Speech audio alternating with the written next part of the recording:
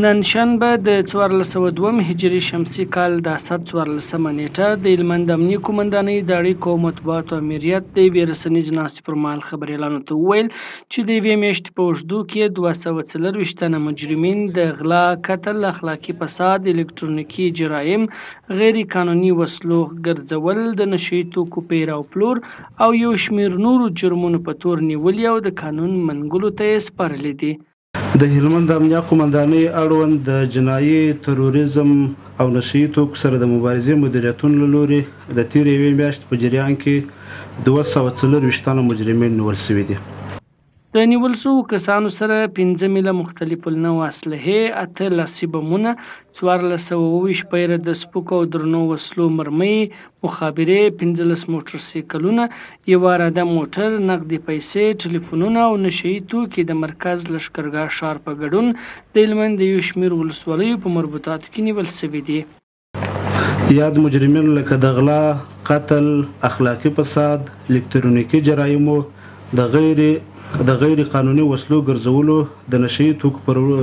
نشه یي توکو د پیر او پلور او یو شمېر نورو جرمونو په تور نیول شوي دي. د نیول شوو کسانو سره 15 میله مختلف النوع اسلحې دي، 8 لاسي بمونه دي، 1420 پیره د سپکو او درنو وسلو مرمۍ دي، یوه پایه ګوډان مخابره ده، 15 ارادې موټرسایکلان دي، یوه اراده موټر، 15 پایې ټلیفونان، 15,000 پاکستاني کلدارې، 19,472 کیلوګرام ومان، 1.5 کیلو شیشه ده،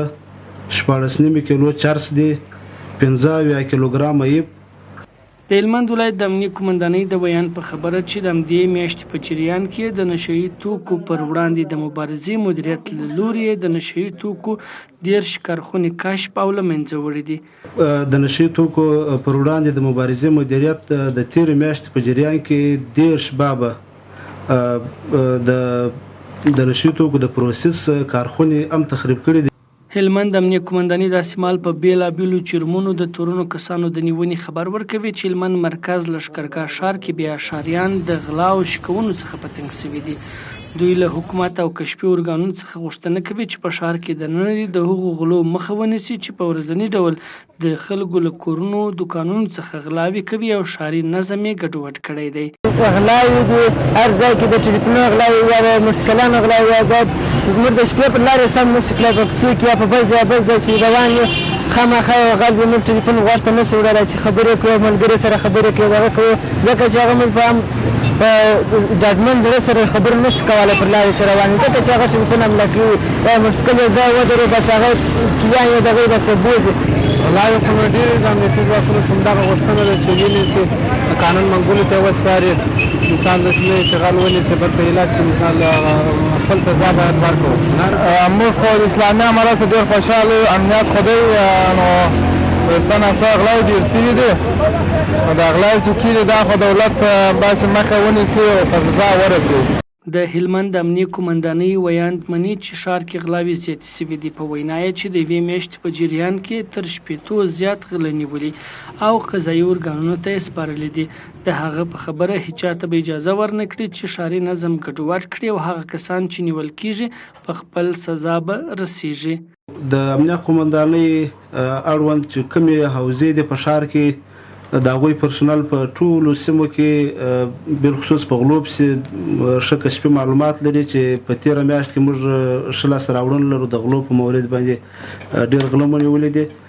نو اوس هم پلټنې پسې روانې دي، ځای به پیښې شوي وي خو د غلاو په برابر باندې امنیه قومندانۍ هېڅ چا ته اجازه نه ورکوي چې غلاوې وکړي او که کوم چا غلا کړې ده سمدلاسه نیول شوی دی، جنایي مدیریت سپارل شوی دی چې هغه اړوند ادارو ته لېږلي دي یعنې محاکمو ته. هلمند امنیه قومندانۍ داسې مهال د ګڼ شمېر مجرمینو د نیولو خبر ورکوي چې لښکرګاه ښاریان د وروستیو کې د غلاو او شکونو څخه په تنګ شوي دي. حافظ احمد نصرت، سکون راډیو.